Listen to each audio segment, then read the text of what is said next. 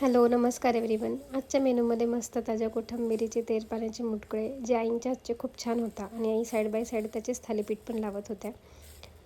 आई स्वयंपाकाचं बघत होत्या तोपर्यंत मी बाकीचं कामावरून अभिरला झोपवून दिलेलं होतं आणि इथे दुपारी बाबा मळ्यात चालले होते.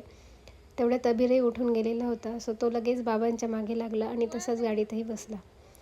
तर त्याच्या जाण्यासाठी इतका अट्टहास होता, तर त्याची गंमत बघा इथे कसं चाललंय त्याचा गोंधळ. चालला तू बेटा बघू.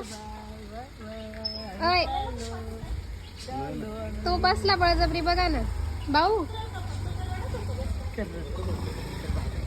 बाय बाय बेटू, बाय.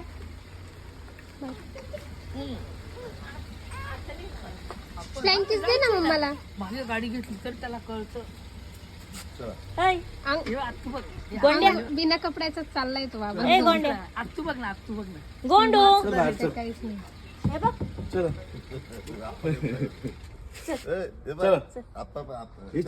सगळ्यांना बाय बाय. बाबा आली आली बाबा आली बाबा काठी घेतली बाबाने.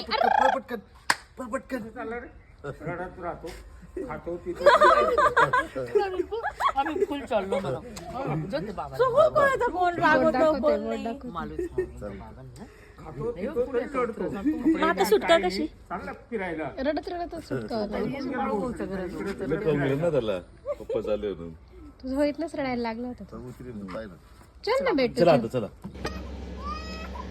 त्याला बळजबरी गाडीतनं काढल्यानंतर तो एवढा रडायला लागला आणि त्याचं एवढं रडणं बघून पप्पांचं जाण्याचं मनच झालं नाही. पुढे जाऊन पप्पा परत रिटर्न आले आणि त्याची तयारी करून त्याला परत फिरायला घेऊन गेले. चक्कर मारायला नको, आता आम्ही लांब चाललो. बबडा टागोरनगरला चालला चालला का. आता तू घरात जाय, झोपून घे.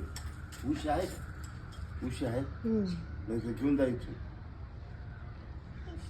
आहे ना. मग वरती जा, झोपून घ्या उशीला.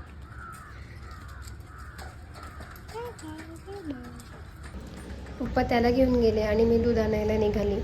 आमच्या घराच्या जवळच छान गाईंचा गोठा आहे आणि अगदी ताजं ताजं फ्रेश विदाऊट भेसळ दूध मिळतं.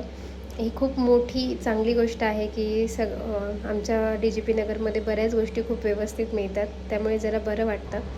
आणि तिकडनं रिटर्न येताना हे बघा, हे इकडे बसलेले आहेत यांची गँग सगळी मोठ्या मित्रांसोबत पतंग खेळत. असा छानसा दिवस संपवला आज आमच्या अभिरने.